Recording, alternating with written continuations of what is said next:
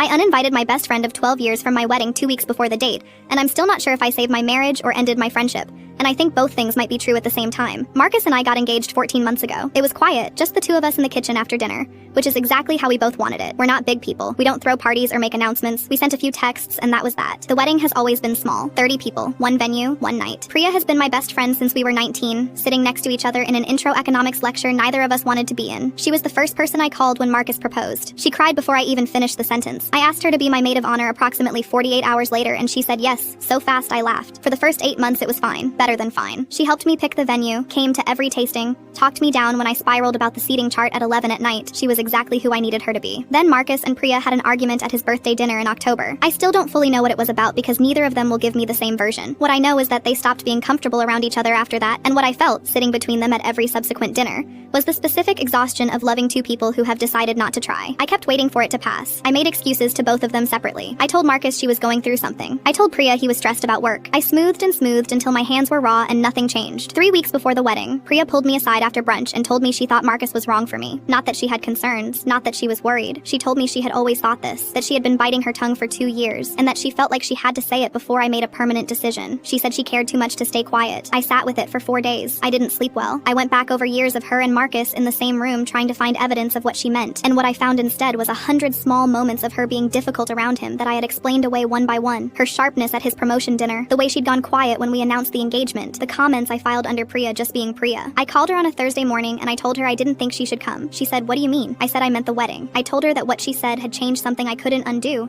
and that I didn't want to stand at the front of a room and look out and see someone who thought I was making a mistake. I told her I wasn't angry, which was partially true. I told her I still loved her, which was completely true. She said, "You're choosing him over me." And I said, "I'm choosing my wedding day over this conversation." And I think that was the moment it became real. She didn't yell. That was almost worse. She just said okay in a voice that had no texture to it at all. And we hung up, and I sat on my bathroom floor for 20 minutes not crying, which felt strange, like my body hadn't caught up yet to what I'd done. Marcus doesn't know the full reason. I told him there was tension, and I made a call. He accepted that. I haven't decided if that makes me protective or dishonest. Our mutual friends know something happened. Nobody has asked me directly because they're all doing that thing where they wait to see which side becomes the easier one to stand on. I've been to the grocery store twice this week, and both times I rehearsed what I'd say if I ran into her, and both times I didn't see her. And I don't know if I was relieved or disappointed. The wedding is in 11 days. The maid of honor role is now quietly split between my two cousins who don't know anything happened and think they're just being honored. Priya's name is still in the program because I never got around to reprinting it, and at this point I think I'm leaving it. I keep thinking about that economics lecture. She had a broken umbrella and she laughed about it the whole walk to the building,